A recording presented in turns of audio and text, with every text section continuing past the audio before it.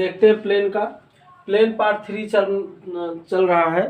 इसके दो पार्ट हो चुके हैं, एक बेसिक कॉन्सेप्ट प्लेन हो गया है और एक जो है इंटरसेप्ट फॉर्म प्लेन का होता है वो भी चैप्टर मतलब वो भी पार्ट हो चुके हैं, उससे रिलेटेड क्वेश्चन भी हो चुके हैं। अब हम देखते हैं प्लेन जो है पार्ट 3 में equation of plane in the normal form. Normal form में प्लेन का इक्वेशन देखते हैं और इससे रिलेटेड क्वेश्चन देखेंगे।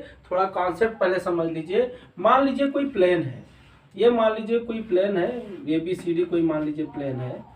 अब देखिए नॉर्मल फॉर्म का मतलब मान लीजिए यहाँ से ये ऑरिजिन है, यहाँ से ये कोई नॉर्मल है यानी परपेंडिकुलर है और ये कोई पॉइंट प्लेन पे है, ये ऑरिजिन है। ऑरिजिन का मतलब 0 0 है, ये है ना ऑरिजिन से। इसकी डिस्टेंस अगर हम प्लेन से ऑरिजिन की डिस्टेंस मान ले P है और ये प्लेन पर कोई ये मान लीजिए कोई पॉइंट है, प्लेन पे ये कोई पॉइंट है तो ये आपका 1 है और ये मान लीजिए इसका पोजीशन वेक्टर OP, ये पोजीशन वेक्टर R है। ये समझ लीजिए कि ये ABCD कोई प्लेन है, प्लेन पे कोई पॉइंट N है जहां से कोई ऑरिजिन की डिस्टेंस P है और ये प्लेन पे कोई पॉइंट P है जिसका पोजीशन वेक्टर R है। तो इसके देखिए equation of plane in the normal form में दो है, एक वेक्टर फॉर्म है और एक क्वेश्चन फॉर्म है। दोनों देख लेते हैं क्योंकि क्वेश्चन आपका नॉर्मल फॉर्म में भी पूछा जाता है और क्वेश्चन फॉर्म में भी पूछा जाता है। तो पहले देखिए वेक्टर फॉर्म में थोड़ा सा ये समझिए। अगर हम ON एक लेंथ है जिसकी लेंथ P है, अगर इसको हम वेक्टर में लिखना चाहें तो वेक्टर जब लिखेंगे तो क्या होगा, इस जो है इसके लेंथ को किसी यूनिट वेक्टर से मल्टीप्लाई करेंगे तो इसका यूनिट वेक्टर अगर हम N मान ले तो P इंटू N यूनिट हो जाएगा, है ना। यूनिट क्यों, क्योंकि इसकी लेंथ 1 होनी चाहिए तब तो इसका ON अगर लेंथ P है तो ON माड इसका माड कितना आना चाहिए, P आना चाहिए। तो P को किसी भी लेंथ को अगर हम उसके यूनिट वेक्टर से गुणा करेंगे तो पूरा क्या बन जाएगा, वेक्टर बन जाएगा, है ना, वेक्टर क्वांटिटी।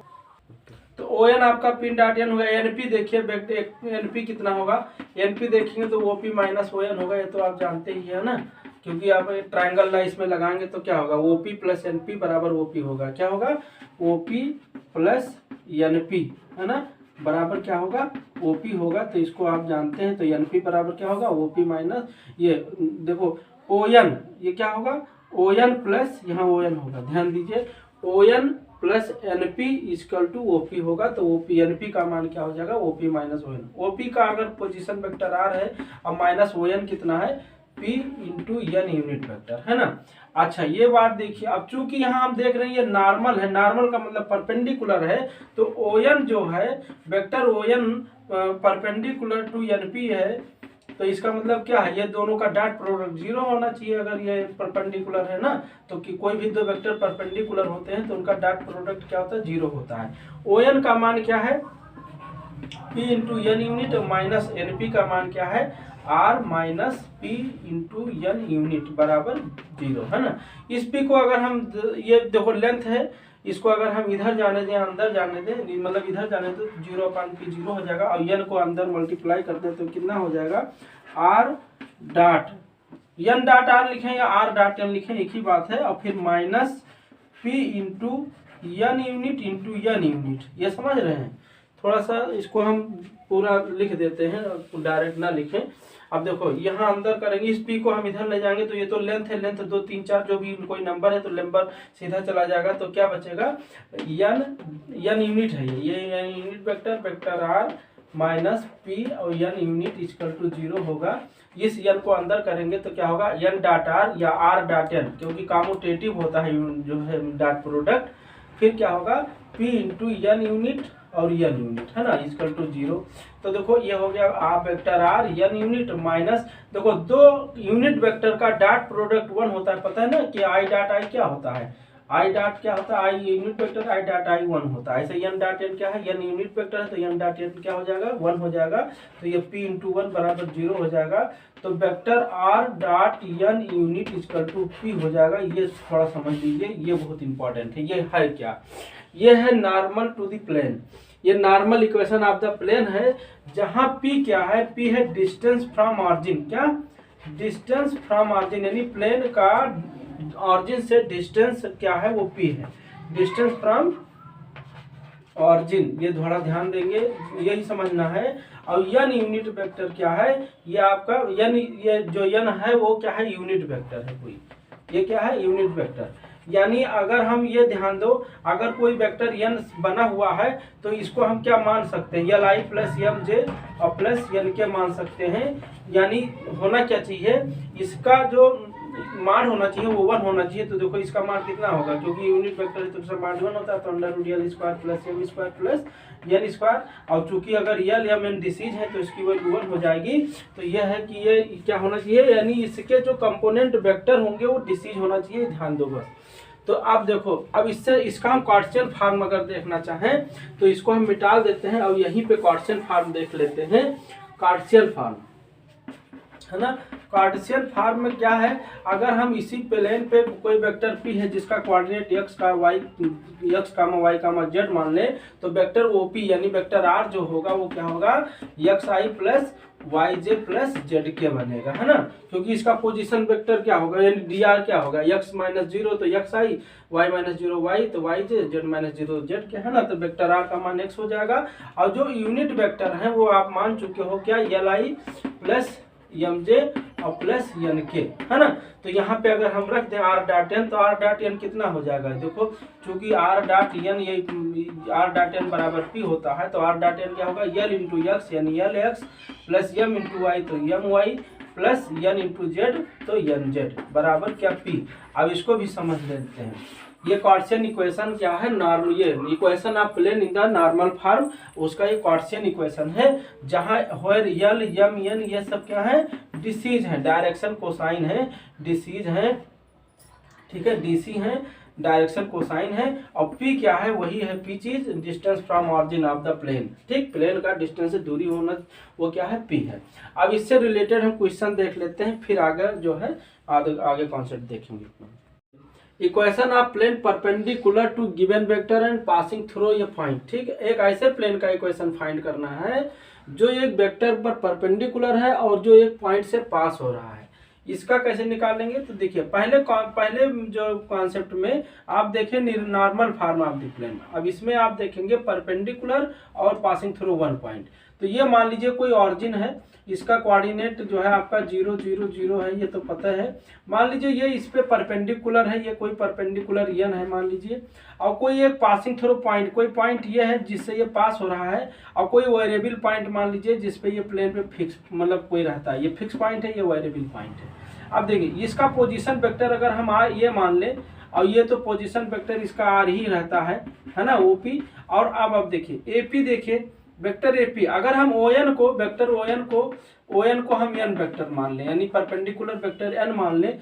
अब इसमें देखिए आप एपी पहले निकाल लीजिए, तो एपी क्या होगा, वेक्टर एपी क्या होगा, ओपी माइनस ओए होगा, है ना, ये तो पता है, ओपी माइनस ओए होगा।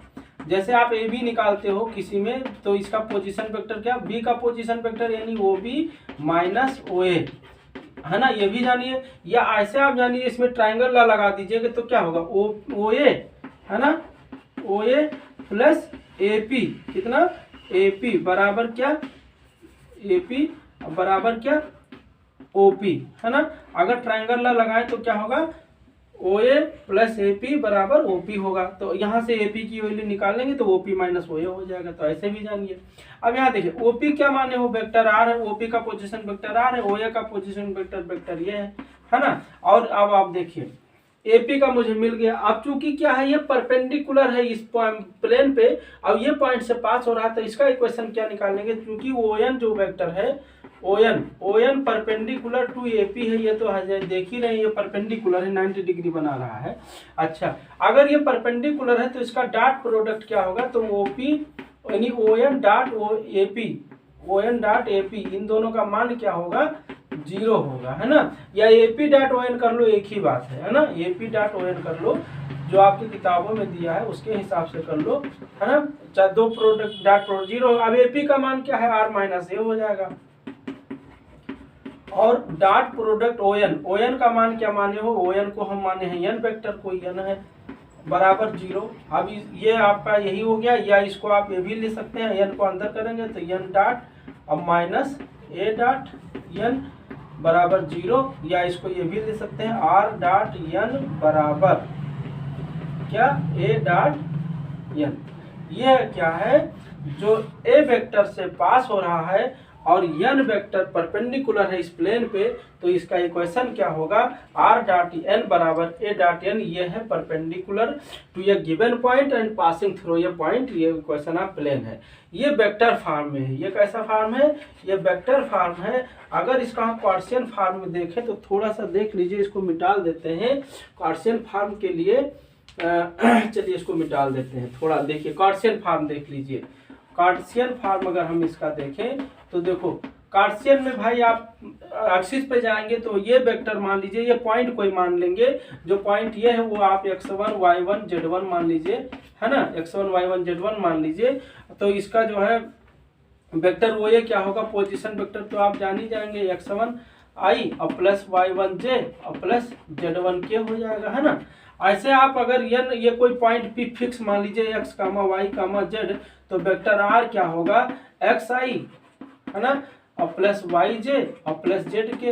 ये जो वेक्टर आर होता है वो हमेशा एक्स आई वाई जे जेड के ही होता है, क्योंकि ये पोजीशन वेक्टर ही लिया जाता है एक्स वाई जेड का। अच्छा, अब आप देखिए, चूंकि आप देख रहे हैं कि एपी डॉट ओ एन क्या है, बराबर 0 है, ये तो आप देख रहे हैं। तो एपी का मान अभी आप निकाले हैं आर माइनस ए, क्या होगा, एपी का मान क्या होगा, ये तो आप देख ही चुके हैं। एपी का मान क्या होगा, ओपी माइनस ओए, ओपी माइनस ओए।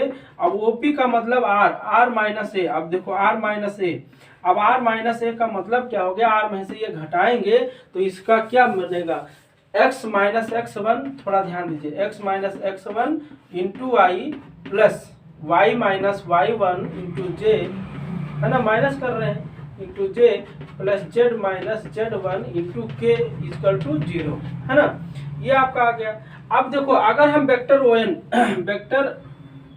ओ एन को मान लें, वेक्टर ओ एन जो मान लें, यानी जो वेक्टर ओ एन मान लें, इसका ये मान लें कोई जो है, इसका जो है डिसीज ये है, तो ये आई प्लस बी जे प्लस सी के हो जाएगा। तो ओ एन से इसका मल्टीप्लाई करेंगे, देखो यहाँ बराबर 0 क्यों कर दिए, यहाँ तो ये वेक्टर आर है, आर माइनस ये है ना, और डॉट प्रोडक्ट किसका, इसके साथ ओ एन का मान क्या है, ए आई प्लस बी जे प्लस सी के इक्वल टू 0।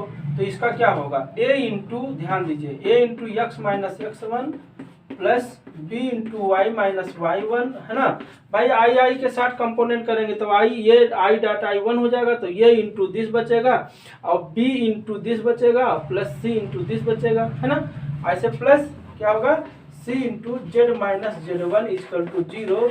ये क्या है, ये है plane of equation perpendicular to given vector and passing through a point. Point क्या है, x1 y1 z1, यहाँ ध्यान दीजिएगा, x1 y1 z1 ये आपका पॉइंट से बना हुआ वेक्टर है, और परपेंडिकुलर जो वेक्टर है वो आपका किससे बना है, ए आई प्लस बी जे प्लस सी के से, ठीक है। ये इस तरह से कार्टेशियन इक्वेशन हो गया। अब एक पॉइंट और देख लेते हैं कॉन्सेप्ट, फिर क्वेश्चन करते हैं। तीसरा पॉइंट देखते हैं, एक ऐसे प्लेन का इक्वेशन निकालना है जो एक पॉइंट से पास हो रहा है और पैरेलल टू गिवन लाइंस, दो रेखाओं के समांतर समतल का समीकरण, ठीक है। तो देखिए मान लीजिए कोई प्लेन है, ये कोई मान लीजिए प्लेन है, और ये पॉइंट ये से पास हो रहा है, जिसको ऑरिजिन मान लीजिए है, तो इसका जो पोजीशन वेक्टर है, वेक्टर ये है, और ये कोई दो समांतर लाइन है, इसके मतलब इसके समांतर जो है प्लेन पास हो रही है। मान लो कोई दो समांतर है, या ऐसे ऊपर ही मान लीजिए, इसका वेक्टर अगर हम b1 मान ले, या b और c मान ले, ये b मान लो, और ये b मान लीजिए वेक्टर, और इसको c मान लीजिए, ठीक है। यानी ये कोई वेक्टर ये है जिसका पोजीशन वेक्टर ये पॉइंट ये है, और ये मान लीजिए आपका ओ एन ही है, और ये आपका P है, ये कोई पॉइंट P है जिसका एक्स वाई जेड है, कोऑर्डिनेट एक्स वाई जेड है, और ये कोई पॉइंट है जिसका पोजीशन वेक्टर ओ है, और ये कोई पॉइंट n है जिसका ये, है ना। अब आप देखो ये मतलब O N perpendicular to the plane है। अब आप देखिए इन दो समांतर रेखाओं, अगर ये दोनों वेक्टर समांतर हैं तो इनका जो क्रॉस प्रोडक्ट होगा, पहले ये समझ लीजिए, इनका जो क्रॉस प्रोडक्ट होगा वो इन दोनों वेक्टरों के परपेंडिकुलर होगा, ये तो आप जानते ही हैं, है ना। तो किसी भी वेक्टर का इक्वेशन फाइंड करने के लिए सबसे पहले ये होता है कि उसका नॉर्मल वेक्टर फाइंड करिए, यानी इस वेक्टर को नॉर्मल वेक्टर माने ये वेक्टर फाइंड करिए, ये वेक्टर। तो ये वेक्टर फाइंड करने का मतलब ये वेक्टर, ये मान लीजिए वेक्टर ऐसे जा रहा है तो ये फाइंड करना है आपको इस वेक्टर का ये वेक्टर फाइंड कर लेना है। फिर ये वेक्टर इस प्लेन के परपेंडिकुलर है तो आपको जो है ON.NP बराबर ON.AP बराबर 0 आ जाएगा। बट आप पहले देखिए, तो कोई भी दो वेक्टर अगर पैरेलल हैं, यानी किसी भी दो वेक्टर का जो क्रॉस प्रोडक्ट होता है वो क्या होगा, वो वेक्टर बी के भी परपेंडिकुलर होगा और वेक्टर सी जो होगा वो सी के भी परपेंडिकुलर होता है, ये तो आप जानते ही हैं। तो यानी इन दोनों वेक्टरों का अगर हम जो है परपेंडिकुलर फॉर्म फाइंड करें, नॉर्मल फॉर्म फाइंड करें, तो जो वेक्टर बी क्रॉस सी होगा वो अगर हम n वेक्टर मान लें, n क्या होगा बी क्रॉस सी, और n कैसा वेक्टर होगा जो b और c दोनों का नॉर्मल फॉर्म होगा। अब आप देखिए, अगर हम वेक्टर ON को ये मान लें n, यहाँ देखो ON एक वेक्टर है जिसका मैग्नीट्यूड हो सकता है इससे ज्यादा हो ON, बट हम इस वेक्टर का वेक्टर इक्वेशन फाइंड करेंगे तो ON क्या होगा, n होगा। अब देखो, आप देख चुके हैं AP जो होगा परपेंडिकुलर टू ON ही होगा, वही चीज चल रहा है सेम, बराबर 0 होगा।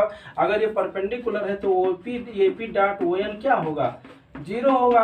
अब देखो AP क्या होगा, OP माइनस OA, तो यानी ये वेक्टर अगर R है तो क्या होगा R माइनस A, है ना, OP माइनस OA, तो OP का मान देखो R है, R माइनस A, तो R माइनस A, और फिर डॉट प्रोडक्ट N ON को क्या माने N, और N क्या है B cross C, B C क्या है गिवन लाइंस है, लाइन का वेक्टर इक्वेशन है, ये वेक्टर फॉर्म है लाइन, तो B क्रॉस C बराबर 0, ये आपका क्या है, ये ऐसे प्लेन का इक्वेशन है जो ए पॉइंट से पास हो रहा है, यानी ये वेक्टर से पास हो रहा है और दो समांतर लाइन, दो रेखाओं के समांतर है। जो रेखा का वेक्टर क्या है, वेक्टर बी है, और एक दूसरी रेखा जो है दूसरी लाइन से वो वेक्टर सी है। ठीक है, ये ध्यान देंगे।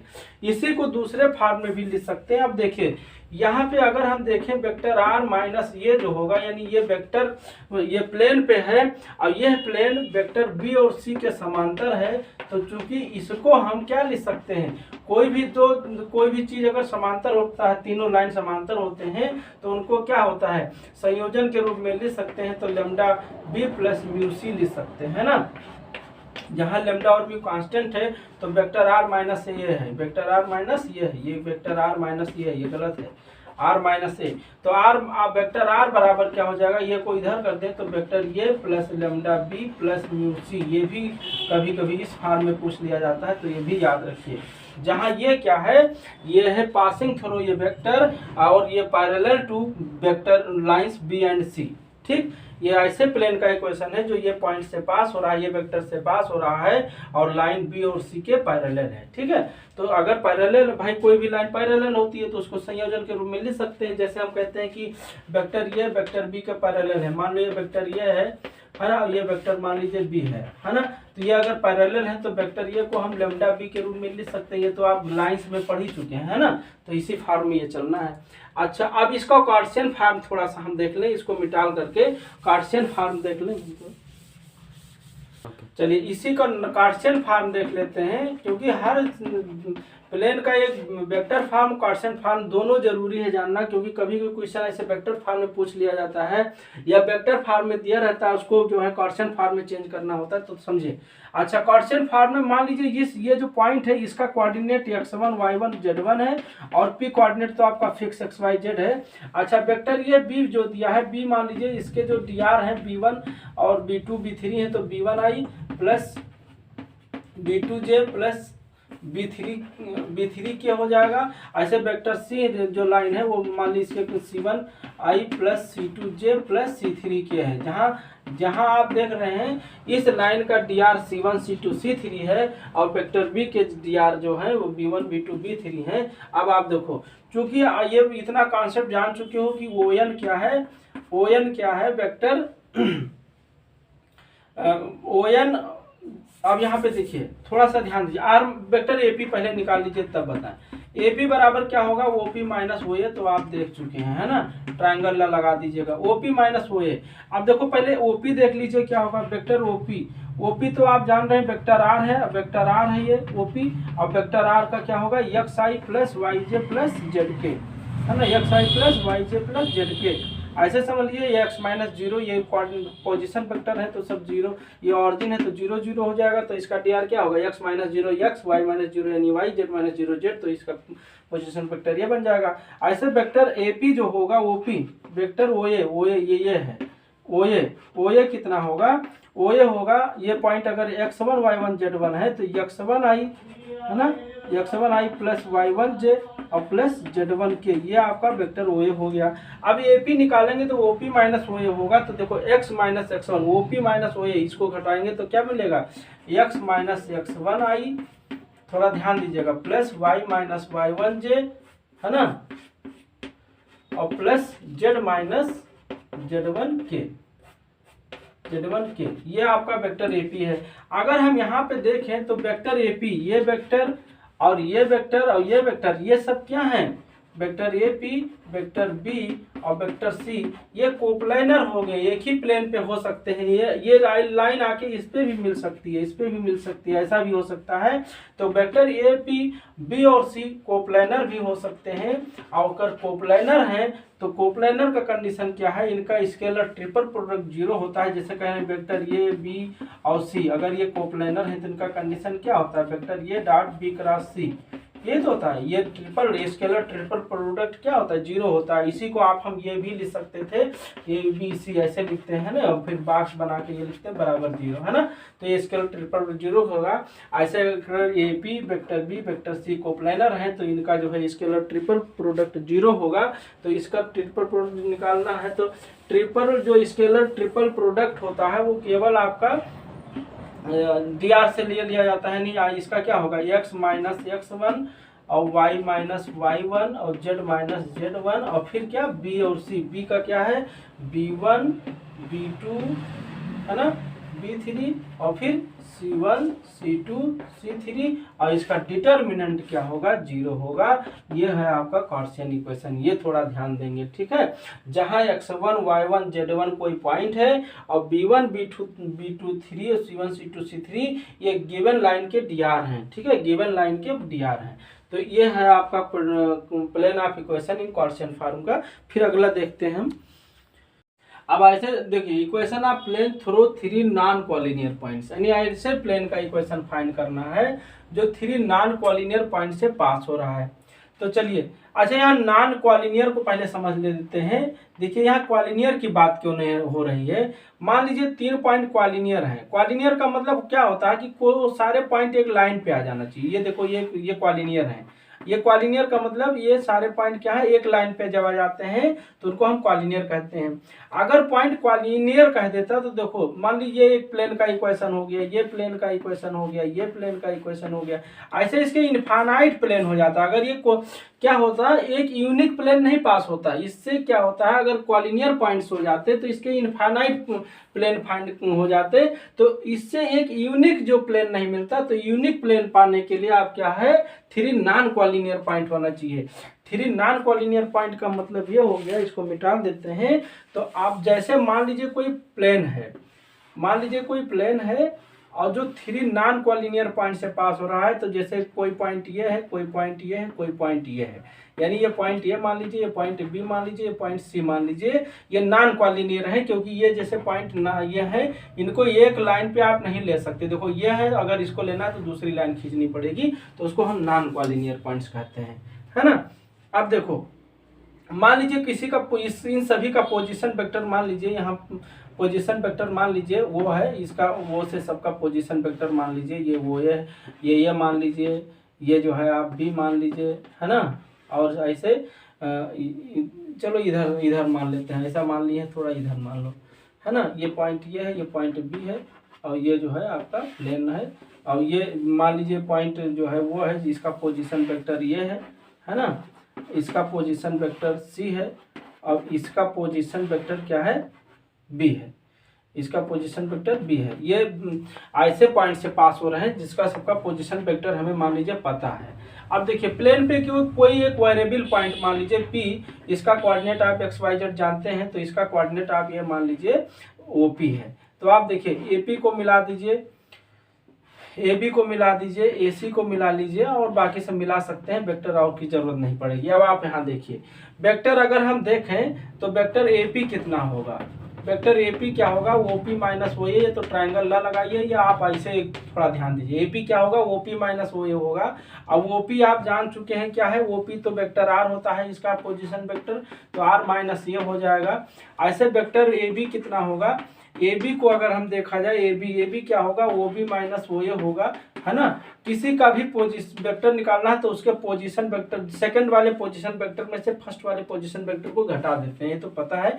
ऐसे वेक्टर CA की बात करें या AC की बात करें तो AC क्या हो जाएगा, vector C minus vector A हो जाएगा, है ना, OC माइनस OA। तो यहाँ पे देखो ये हो गया vector B minus vector A हो जाएगा। ऐसे ये क्या होगा, OC को हमने C माना है और OA को हमने ये माना है, तो OC माइनस OA होगा। तो इस तरह से हो जाएगा। अब आप देखा जाए, देखें तो वेक्टर जो AP होगा और वेक्टर जो AB होगा और वेक्टर जो AC होगा वो है क्या, AP AB AC वो है क्या, एक ही प्लेन पे तो है, यानी ये सब क्या है, ये सब कोप्लानर है, एक ही प्लेन पे है। एक ही प्लेन का मतलब कोप्लानर हो गए। और अगर कोई तीन वेक्टर कोप्लानर होते हैं तो इनका triple product, scalar triple product क्या होता है, 0 होता है। यानी AP vector P AB cross AC क्या होगा, 0 होगा, है ना। स्केलर ट्रिपल प्रोडक्ट क्या होता है, जैसे वेक्टर ABC हो तो इनका स्केलर प्रोडक्ट ऐसे होता है, ये ऐसे इनका स्केलर प्रोडक्ट लिखते हैं, या इसको वेक्टर ये डॉट B क्रॉस C लिख सकते हैं। ये दोनों एक ही चीज है। अब ये क्या दिया है, 0 दिया है, तो आप अगर 0 हुआ तो वेक्टर AP कितना है, R माइनस ये है ना। और फिर डॉट प्रोडक्ट AB का मतलब B माइनस ये है, और फिर ये क्रॉस, यहाँ से आप बड़ा ब्रैकेट, ये तो है ये बड़ा ले लीजिए, और AC का मान क्या हो जाएगा, C माइनस A हो जाएगा। ये आपका क्या है, ये ऐसे वेक्टर का प्लेन का इक्वेशन है जो 3 नॉन कोलिनियर पॉइंट से पास हो रहे हैं, जिनका पोजीशन वेक्टर A और B और C है, ठीक है। तो ये हो गया इसका वेक्टर फॉर्म। ये क्या है, ये वेक्टर फॉर्म है, ये वेक्टर फॉर्म है जहां A B C क्या है, उनका पोजीशन वेक्टर है जो 3 पॉइंट से नॉन कोलिनियर पॉइंट से पास हो रहा है। अब इसका हम कार्टेशियन फॉर्म थोड़ा सा देखें तो ये समझिए। कार्टेशियन फॉर्म में मान लीजिए ये इस पॉइंट का कोऑर्डिनेट, मान लीजिए कोई पॉइंट ये है, ये पॉइंट ये है, इसका कोऑर्डिनेट क्या है, x1 y1 z1 है। ऐसे वेक्टर B है जिसका कोऑर्डिनेट मान लीजिए x2, ये सब पॉइंट है भाई, x2 y2 z2 है। ऐसे वेक्टर C है, मतलब C है तो C का पॉइंट मान लीजिए x3 y3 z3 है, थोड़ी देर के मान लीजिए। अब इसका कार्टेशियन फॉर्म अगर हम देखें, और वेक्टर P ये जो पॉइंट है वो तो हमेशा x y z होता है। तो अब आप देखिए सबका वो निकाल लीजिए, तो देखो R माइनस ए, AP कितना होगा, R माइनस ए। अगर हम कार्टेशियन फॉर्म में देखना चाहें तो देखो इसी पे कार्टेशियन फॉर्म हम आपको बता देते हैं। और कार्टेशियन फॉर्म देखना चाहें तो आप इसको मिटा दें। अब AP R माइनस ए कितना होगा, AP वेक्टर AP क्या होगा, R माइनस ए। तो R माइनस ए क्या होगा, यहाँ से देखो सबका पोजीशन वेक्टर ले लीजिए तब फिर समझ में आ जाएगा। देखो यहाँ हम मिटा देते हैं, थोड़ा सा इसको मिटा देते हैं। अब देखो वेक्टर AP कितना होगा, वेक्टर AP क्या होगा, AP का मतलब P को हमने क्या माना है, P को माना है x y z, है ना। तो वेक्टर AP कितना होगा, OP माइनस OA, तो x माइनस x1, है ना, x minus x1 i plus y minus y1 j और plus z minus z1 k। इसका ये वेक्टर फॉर्म में हो गया। ऐसे वेक्टर AB कितना होगा, तो OB माइनस OA, यानी B में से ये घटाना है, तो x2 माइनस x1, बोलो x2 minus x1 i plus y2 minus y1 j और plus z2 minus z1 k। ये तो आपको पता ही है। ऐसे वेक्टर AC की बात अगर हम करें तो वेक्टर AC कितना होगा, OC माइनस OA, यानी C माइनस, तो C x3 minus x1 i plus y3 minus y1 j और plus z3 minus z1 k। अब चूंकि ये सब क्या है, ये तीनों कोप्लानर हैं, यानी vector A P, vector A B और वेक्टर ए सी, ये सब क्या है, कोप्लानर हैं, ये समतलीय हैं, जिसको कहते हैं हिंदी में क्या कहते हैं, समतलीय हैं, कोप्लानर हैं। अगर ये मतलब कोप्लानर हैं तो इनका स्केलर ट्रिपल प्रोडक्ट क्या होगा, 0। तो इसका ट्रिपल प्रोडक्ट निकालते हैं तो केवल क्या होता है, कंपोनेंट लेके चले जाते हैं, तो A P dot b cross c, तो A P dot b cross c का मतलब x minus x1, y minus y1, z minus z1, फिर ए बी का यानी x2 minus x1, y2 minus y1, z2 minus z1, और ए सी का मतलब x3 minus x1 और ये y3 माइनस y1 और z3 माइनस z1, और इन सभी का डिटर्मिनेंट क्या होगा, 0 होगा। तो ये जो इक्वेशन मिलेगा सॉल्व करने पर वो क्या हो जाएगा, ये कार्टेशियन फॉर्म ऑफ प्लेन हो जाएगा, जो 3 नॉन कोलिनियर पॉइंट से पास हो रहे हैं। और पॉइंट क्या है, x1 y1 z1, x2 y2 z2, x3 y3 z3। ठीक है, ये बहुत ही मेन कॉन्सेप्ट था। इसका एक कॉन्सेप्ट और बचा है, दो, एक आपका दो प्लेन के बीच का एंगल फाइंड करना, और जो दो इंटरसेक्शन मतलब प्लेन से जो तीसरा प्लेन फाइंड करना, वो दो चलो देख लेते हैं वो भी हम। अब देखिए पांचवा है या चौथा है ये पार्ट 3 का प्लेन का। तो एंगल बिटवीन टू प्लेन देख लेते हैं, दोनों प्लेन के बीच का कोण कैसे हम फाइंड करें, तो इसको समझ लेते हैं। जैसे मान लीजिए कोई एक प्लेन ये फर्स्ट आपके पास है, दूसरा प्लेन इसी पे आकर के मान लो इस तरह हुआ है, थोड़ा सा झुका हुआ है, या ऐसे मान लीजिए ऐसे ये दूसरा प्लेन आके रुका हुआ है इसी पे। ठीक, तो इनके बीच का जो एंगल बन रहा है ये हमें फाइंड करना है। आप ऐसे प्रैक्टिकली समझ लीजिए, मान लीजिए ये मान लीजिए कोई प्लेन है, ये पहला प्लेन है, ये दूसरा प्लेन है, तो इन दोनों के बीच का कोण ये देखिए, ये जैसे एक प्लेन आके आया नहीं रहा था, ये दोनों प्लेन है मान लीजिए, तो ये एक प्लेन ये है, ये आके इसके पे ऊपर, तो ये परपेंडिकुलर फॉर्म हो गया, मान लो सीधा है तो ये एक तरफ झुका है, तो इनके बीच का जो ये एंगल दिख रहे हो, ये एंगल देख रहे हो, ये अब ये रुक ही नहीं रहा है, हालांकि पेज है, अगर किताब होता तो रुक जाता। तो ये इनके बीच का जो एंगल बन रहा है ये है ना, इसके ऊपर जैसे ऐसे हो गए, तो इनके बीच का जो ये एंगल बन रहा है ये एंगल, ये तो लाइन हो गया। अब इसी को अगर हम प्लेन मान लें तो ये आपका प्लेन हो गया, दोनों के बीच का एंगल फाइंड करना है। तो दो प्लेन के बीच का एंगल फाइंड करना है, तो थोड़ा सा ध्यान दीजिएगा। अब मान लीजिए एक प्लेन आपके पास पहला दिया है, जो वेक्टर r1 डॉट n1 बराबर n1 बराबर p1 दिया है, और दूसरा वेक्टर r1 डॉट n2 बराबर p2 दिया है। ये मान लीजिए आपका नॉर्मल फॉर्म ऑफ इक्वेशन दिया हुआ है, यानी वेक्टर का जो है n1 और n2 ये। अब इनके बीच का इक्वेशन निकालना है, तो इनके बीच का एंगल निकालना है, तो cos थीटा बराबर होता है n1 डॉट n2, ध्यान दीजिएगा, n1 डॉट n2 बटे मॉड ऑफ n1 और मॉड ऑफ n2। ठीक है, ये तो आप जानते हैं। अब यही इनके बीच का एंगल हो गया।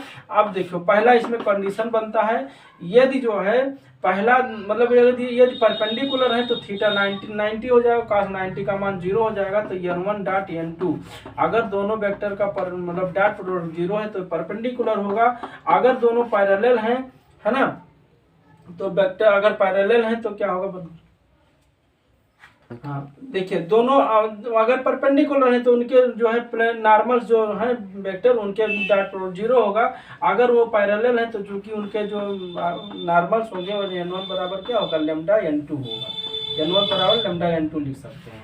तो ये आपका दो प्लेन के बीच का एंगल फाइंड करना है, तो उनके नॉर्मल से मतलब है, तो नॉर्मल का डॉट प्रोडक्ट बटे नॉर्मल का है ना, मॉड ऑफ n1 n2, ये जान रहे हैं। अच्छा, अब इसका कार्टेशियन फॉर्म देख लेते हैं। मान लीजिए एक प्लेन इक्वेशन दिया है a1x plus b1y plus c1 z plus d1, ये मान लो कार्टेशियन फॉर्म में दिया है। दूसरा दिया है a2x plus b2y plus c2z plus d2 equal to 0 दिया है। ये आपका पहला प्लेन है जिसको हम π1 कह सकते हैं, ये दूसरा प्लेन है जिसको हम π2 कह सकते हैं। इनके बीच का एंगल फाइंड करना है, तो cos थीटा बराबर क्या होता है, इसके dr से मतलब है, तो a1 a2 plus b1 b2 plus c1 c2 बटे क्या अंडर रूट यही a1 square plus b1 square plus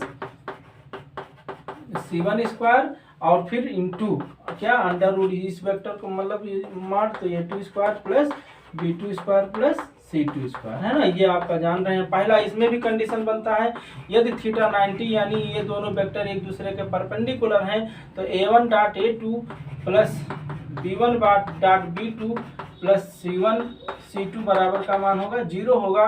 अगर दूसरा ये पैरेलल हैं दोनों वेक्टर एक दूसरे के, तो क्या होगा A1/A2 बराबर B1/B2 बराबर C1/C2। ये ध्यान देंगे।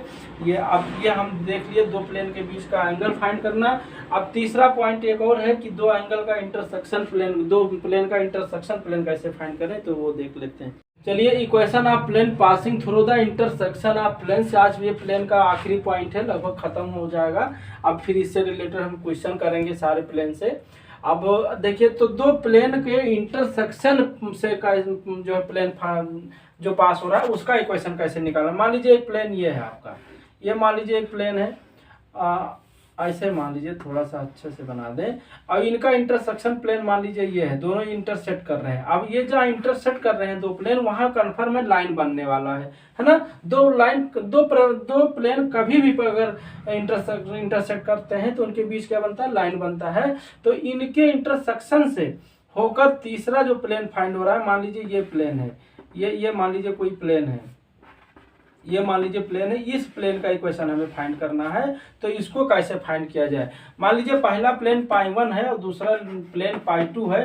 तो इनके इंटरसेक्शन से जो प्लेन फाइंड हो रहा है उसका इक्वेशन होगा π1 प्लस लैम्डा π2 बराबर 0। ये ध्यान देंगे क्या होगा। मान लीजिए पहला π1 बराबर 0 है, दूसरा π2 बराबर 0 है। तो इनके इंटरसेक्शन से जो प्लेन फाइंड होगा वो क्या होगा, π1 प्लस लैम्डा π2 बराबर 0 होगा। अब लैम्डा की वैल्यू हम गिवन कंडीशन से निकाल लेंगे कि प्लेन किससे पास हो रहा है। जो पॉइंट दिया होगा उस पॉइंट को रख करके लैम्डा की वैल्यू निकलेगी, फिर लैम्डा की वैल्यू इसी में रख देंगे, ये प्लेन का इक्वेशन फाइंड हो जाएगा। या ऐसे प्लेन का इक्वेशन फाइंड होगा जो दो प्लेन π1 और π2 के इंटरसेक्शन से पास हो रहा है। ठीक है, यह मान लीजिए वेक्टर r1, पहला मान लो वेक्टर r1 डॉट, ये नॉर्मल फॉर्म में दिया वेक्टर n1 डॉट d1, ये पहला मान लो वेक्टर ये d1 है। और दूसरा वेक्टर मान लो वेक्टर r1 r2 और इंटू n2 बराबर d2 दिया है। तो इसको अगर हम निकालना है तो आप क्या कर देंगे, चाहे आप इसको इस तरह लिख सकते हैं, vector r1 dot n1 minus d1 बराबर 0, और फिर इसको हम r2 डॉट n2 और माइनस d2 बराबर 0, ये हो गया। तो इन दोनों के, ये π1 है, मान लीजिए π2 है, तो क्या होगा r1 n1 माइनस d1 और फिर प्लस लैम्डा इंटू r2 है ना, r2 n2, ये वेक्टर हैं सब, ये सब वेक्टर हैं है ना, माइनस d2 इक्वल टू 0। अब इसको आप चाहे इस तरह भी लिख सकते हैं, r1 n1 plus lambda r2 into n2। ध्यान दीजिएगा, ये करने का तरीका है।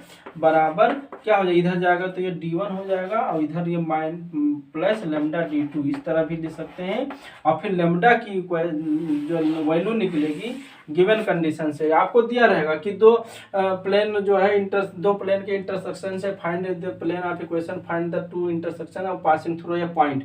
तो जो पॉइंट दिया रहेगा 1 2 3 या 4 5, जो भी पॉइंट दिया रहेगा उसके जगह पर लैम्डा की वैल्यू मैंने इस वेक्टर में रख देंगे, लैम्डा की वैल्यू मिल जाएगा। फिर लैम्डा की वैल्यू इसी में रखने के बाद लैम्डा का ये आपका प्लेन का इक्वेशन फाइंड हो जाएगा। ठीक है, तो चलिए आप क्वेश्चन करते हैं। क्वेश्चन से ज़्यादा समझ में आएगा, बट ये आप थोड़ा ध्यान रखेंगे कि दो प्लेन के इंटरसेक्शन से प्लेन जो फाइंड हो रहा है वो क्या होगा, π1 प्लस लैम्डा π2 बराबर 0, जहाँ π1 और π2 क्या है, प्लेन के इक्वेशन है। ठीक है, फिर अगला देखते हैं।